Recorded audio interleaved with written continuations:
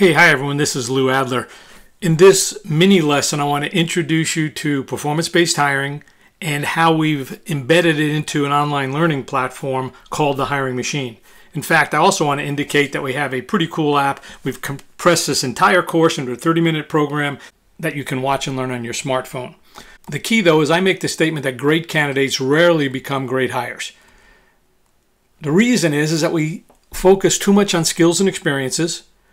If we like a person who meets that criteria, we determine if they're interested in the job and would be willing to take the salary we're offering. And if they meet those two criteria, we meet them in person and we judge them on first impression.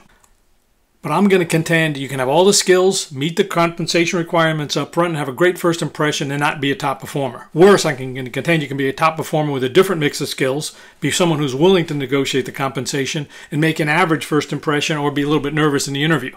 So none of those things are predictable. A great hire meets the performance objectives of the job. A great hire meets the team objectives of the job. A great hire is a strong manager, both managing him or herself as well as a team. And when you really start thinking about it, the factors on the left don't predict the factors on the right. Worse, they frequently exclude the people who could become great hires.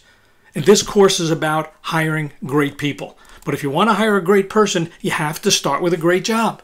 And a great job's not a laundry list of skills and experiences. Instead, it's 5 or 6 key performance objectives that clarify true job needs, wrapped around an employee value proposition to attract someone in.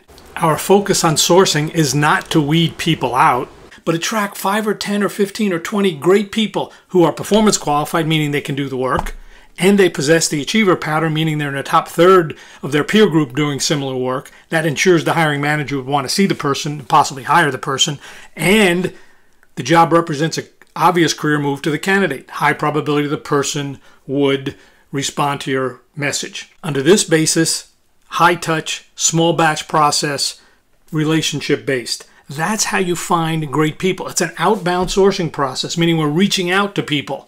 Not an inbound process where we're weeding out people. Of course, we have to interview the people, but our performance-based interview process is digging deep into the person's accomplishments, looking at the trend of the person's performance over time, and recognizing that our job has to put that person on a faster growth track. We'll never have enough money in the budget, so recruiting has to be embedded at step by step throughout the process. Our focus is, hey, let's not emphasize what the person gets on the start date, a comp, a title, and location. Let's emphasize what the person will be doing and becoming if they're successful. That's called career-based recruiting. To hire great people, you got to start with a great job and be strong at finding these people, interviewing these people, and closing these people. Here's the 4 questions I always suggest to recruiters and hiring managers together when they're starting to open a new requisition. First, ask, what does a person need to do to be successful? Define the 5 or 6 KPOs. The task, the action, and some measurable result. Then say, why would a top person want this job? Let's assume the person's a top player, will have competing offers or gets a counter offer. Why would the person want this job even if the compensation was a modest increase or the same?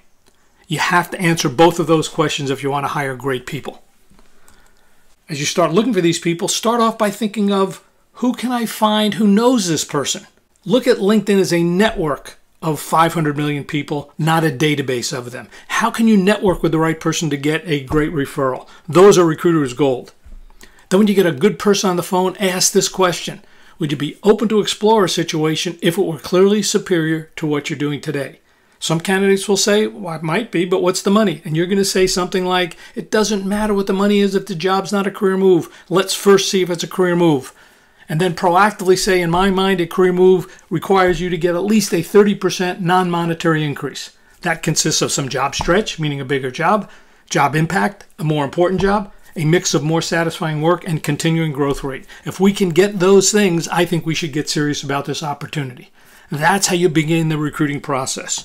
But it starts with a great job and recognizing sourcing starts by fishing where the big fish hang out. Why would you want a bunch of people and hope a good one applies? Let's go out and find great people and find people who know those great people. You do those things, you will be seeing and hiring great people very soon. And we've captured that entire process in the Hiring Machine Learning platform. And we put that entire process on your phone. Let's go find some great people.